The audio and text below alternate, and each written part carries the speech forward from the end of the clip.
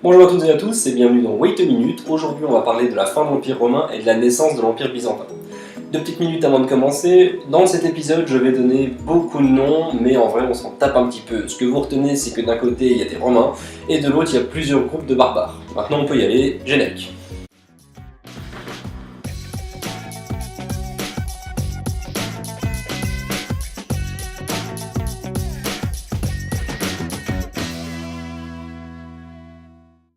Dans cet épisode, on va plutôt essayer de voir si c'est une convention de faire s'arrêter l'Empire romain en 476, ou alors s'il y a vraiment une réelle rupture entre d'un côté les Byzantins et de l'autre les Romains.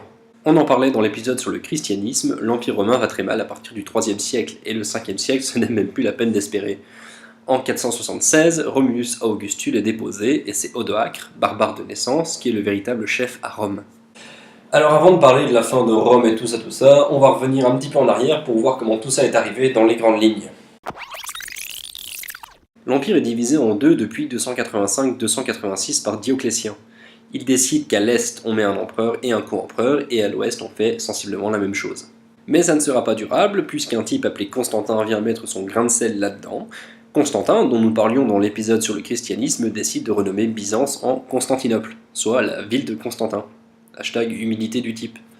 Au passage, il décide qu'il y aura aussi un sénat dans sa ville, exactement comme à Rome. Nous sommes alors en 323. Mais ça reste pas mal le bordel dans l'Empire en fait. En 410, Alaric Ier et les Visigoths arrivent à piller Rome pendant 3 jours. C'est la première fois que la ville tombe aux mains de l'ennemi depuis 390 avant Jésus-Christ, ce qui nous faisait 800 ans d'immunité pour la ville de Rome. C'est quand même pas mal, vous en conviendrez. D'ailleurs, lors de la prise de la ville, Jérôme de Stridon écrira dans une lettre « Elle est conquise, cette ville qui a conquis tout l'univers ». C'est vous dire un petit peu l'ambiance qui règne dans l'Empire. Et même si en 451, Attila est vaincu par le général romain Aetius à la bataille des Champs Cataloniques, c'est surtout le bon gros paquet de barbares, alliés entre guillemets à Rome, qui permet au général romain de l'emporter. Dans les rangs romains, on trouve un peu de tout, des Visigoths, des Alains, des Saxons, des Francs, des Burgondes, bref, vous l'avez compris, l'armée romaine n'est pas une armée de Romains, mais une armée de confédérés. Rome est dépendante des barbares pour défendre son territoire, elle ne peut plus assurer leur assujettissement et la plupart ont des territoires dans l'Empire.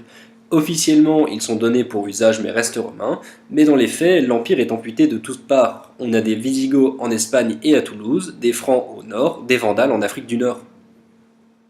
Et les empereurs romains d'Occident dans tout ça? Eh bien en 455, Valentinien III se fait assassiner, et c'est Petronius Maximus qui prend la suite, c'est un sénateur qui paye pour devenir empereur. Sauf que pour une histoire entre mariage de filles et de fils de souverains, Jean-Céric Ier, le roi des Vandales, va pas du tout être content. Donc du coup il prend ses bateaux et il décide d'aller assiéger Rome en 455. Les Romains de Rome tuent Petronius Maximus, et c'est le pape Léon Ier qui négocie avec les Vandales. Enfin, négocier, c'est un bien grand mot, puisque Rome est mise à sac pendant 2 semaines, tranquillou. Après ça, c'est la dégringolade. On n'arrive plus à garder un empereur bien longtemps, leur règne est soit très court, soit ils sont très faibles et ils n'arrivent pas à imposer leur politique. Le dernier de ces empereurs, c'est donc Romulus Augustule, et son règne ne dure que 10 mois et 4 jours. Il est finalement déposé par Odoacre le Skyre, qui à son tour prend le pouvoir. Mais cette fois, c'est un barbare. Là, on pourrait penser que c'est fini, que Odoacre monte sur le trône, tue tous les Romains et on n'en parle plus de l'Empire. C'est un poil plus compliqué que ça, car il ne va pas mettre l'Empire à feu et à sang, bien loin de là. Déjà, il reste un empereur romain en place. Il est en Orient et il s'appelle Zénon. Il siège à Constantinople. D'ailleurs, il vient juste de revenir sur le trône puisqu'il faisait face à une usurpation. Une fois revenu au pouvoir, il regarde un petit peu ce qui s'est passé en Occident pendant son absence. Odoacre, quant à lui, est malin. Il conserve le Sénat avec l'aide duquel il gouverne et il demande à l'empereur Zénon de le reconnaître comme régent en Italie. Zénon le reconnaît comme patrice, c'est-à-dire un noble de très haut rang, mais il demande à ce que Julius Nepos, l'empereur légitime, soit mis sur le trône par Odoacre. Sauf qu'à manque de peau, Julius Nepos se fait assassiner. Oh mince alors!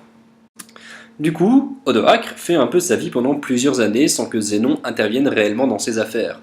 Mais un beau jour, Odoacre décide de prendre la Dalmatie, et c'est Zénon qui se sent agressé sur son territoire, et ainsi Odoacre devient une menace directe pour l'Orient. Zénon s'entend avec Théodoric, le roi des Ostrogoths, pour qu'il aille péter les dents à Odoacre.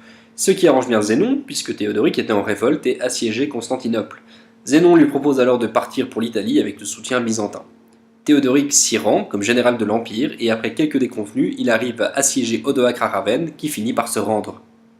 Pour fêter ça, Théodoric organise un banquet où il invite Odoacre une dizaine de jours plus tard. Alors on mange, on discute, on danse, on chante, tout ça c'est sympa. Et d'un coup Théodoric et ses soldats butent tout le monde. Là on est en 493. Mais Zénon est mort en 491, soit 2 ans avant cet assassinat. Seulement, la nouvelle arrive aux oreilles de Théodoric qu'à partir de ce moment-là. Le successeur de Zénon s'appelle Anastase. Pas elle. Voilà, lui. Là, c'est un peu chelou, puisque les soldats de Théodoric le nomment roi d'Italie. Anastase, le nouvel empereur, ne dit rien sur ce sujet et le nomme maître des milices et patrice. Théodoric ignore un peu le truc et se montre comme un empereur dans la rue, mais il n'est pas fou non plus et les monnaies qu'il frappe sont à l'effigie d'Anastase. Vous l'aurez compris, il marche sur un fil. Alors on peut se demander, est-ce qu'Anastase a perdu l'Italie? Eh bien oui, complètement. Est-ce que pour autant c'est la fin de la culture romaine? Absolument pas. Théodoric est en fait un fervent défenseur de cette culture. Il va d'ailleurs garder l'administration romaine qui est extrêmement bien rodée. Pour prouver sa bonne foi, il va même faire un discours à Rome en 500, dans lequel il va dire qu'il défendra coûte que coûte la culture romaine. Et pour montrer tout ça, il va continuer d'enseigner le latin dans les écoles, il va fortifier des villes, il va restaurer des monuments à Rome et à Ravenne, et il organisera même des jeux du cirque. Bon, c'est pas un enfant de cœur non plus, il sépare dans la vie civile les Goths et les Italiens, ils n'ont pas le droit de se marier entre eux, il va également confisquer un tiers de certains propriétaires italiens au profit des Goths, et il va également interdire que les Italiens rentrent dans l'armée Goth pour y servir.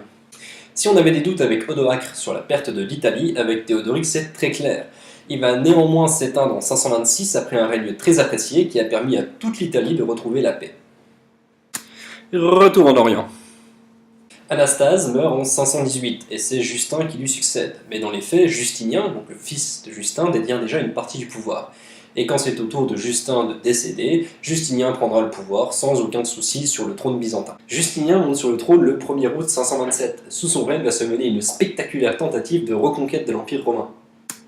En 533, Bélisaire, le général de Justinien, reprend l'Afrique aux mains des Vandales en quelques semaines. En 535, il pose pied à terre en Italie, bien décidé à être aussi efficace qu'en Afrique.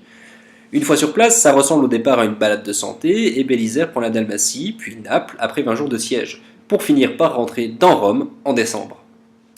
Les Ostrogoths avaient pour chef Théoda, mais comme on vient de le voir, il ne s'illustre pas vraiment dans la défense de son territoire. Par contre, ils vont s'en débarrasser et vont nommer Vitigès à sa place, et pendant 20 ans, ce nouveau général va donner du fil à retordre à Bélisaire, qu'il arrivera à le vaincre définitivement qu'avec l'aide de Narsès, un autre général byzantin. Je ne vous fais pas un dessin, ces 20 années de guerre supplémentaires pour l'Italie signent définitivement sa ruine. En 550, c'est une partie de l'Espagne qui est reprise. Sur la carte, on pourrait penser à une victoire brillante du côté byzantin, on rétablit les préfets romains dans les provinces reconquises et on y applique à nouveau le droit romain. Un fait très intéressant à souligner, c'est que lorsque Justinien reprend la partie occidentale de l'Empire, il ne nomme pas d'empereur à cette position géographique de l'Empire. En effet, cela prouve bien qu'après 70 ans de séparation entre l'Est et l'Ouest, eh bien l'Occident n'est jamais plus vu qu'aucune lointaine province de l'Empire d'Orient, et non pas comme un bloc à part entière dans lequel on pourrait mettre un empereur. Les sénateurs en Italie n'ont plus une thune à cause de ces guerres incessantes. L'Orient lui-même est au bord de la banqueroute car cette reconquête, si elle est symboliquement très forte, a été économiquement désastreuse. Et 3 ans après la mort de Justinien, c'est l'Italie qui est reprise par les Lombards, et à la fin du siècle, c'est l'Espagne qui, elle, est perdue au profit des Visigoths. Mais bientôt, un nouvel ennemi va détourner les yeux byzantins de l'Occident. Il s'agit des musulmans arabes qui conquièrent Damas dès 635. L'empire résolument byzantin désormais doit faire face à ce nouvel ennemi pendant plusieurs siècles. Maintenant qu'on a vu pour l'événementiel, on va essayer de répondre à la question que nous nous posions au début.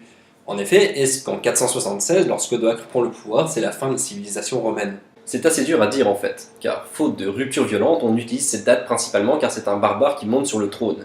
Mais par bien des aspects, il se comporte comme un romain. Il faut savoir que les Byzantins ne s'appellent pas Byzantins, mais bien Romains. Et c'est lors de la prise de Constantinople en 1453 par les Ottomans que le dernier des empereurs romains que l'histoire ait connu décède. Il s'agit de Constantin XI. Il meurt donc en 1453, soit 1123 ans après la fondation de Constantinople par Constantin Ier, ou encore 2206 ans après la fondation de Rome par le légendaire Romulus. Beau score. Et pourquoi les historiens parlent d'empire byzantin et pas d'empire romain alors? En fait, il est difficile de trancher pour dire qui est qui jusqu'à Justinien, puisque lui-même se comporte comme un romain. Il va par exemple compiler 600 ans de droit romain, donc depuis la République, dans un nouveau code qui portera son nom, donc le code Justinien. Après lui, l'Empire byzantin se focalise bien plus en Orient qu'en Occident, même s'il garde des liens avec l'Europe par bien des aspects. Également, la langue officielle de l'Empire byzantin passe progressivement du latin au grec.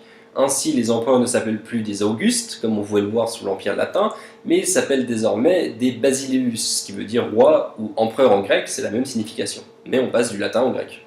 Comme pour beaucoup de choses dans l'histoire, la transition ne s'effectue pas du jour au lendemain. En fait, il faut attendre plutôt des dizaines, voire des centaines d'années pour que la transition s'effectue vraiment. Bref, voilà, c'est déjà la fin de cet épisode sur donc, la transition entre l'Empire romain et l'Empire byzantin. J'espère qu'il vous a plu. Si c'est le cas, vous n'hésitez pas à mettre un pouce bleu, à le partager ou à vous abonner à la chaîne que je vais alimenter un peu plus régulièrement désormais. Voilà, je vous remercie, je vous souhaite à tous une très bonne année 2017 et on se dit à bientôt. Salut!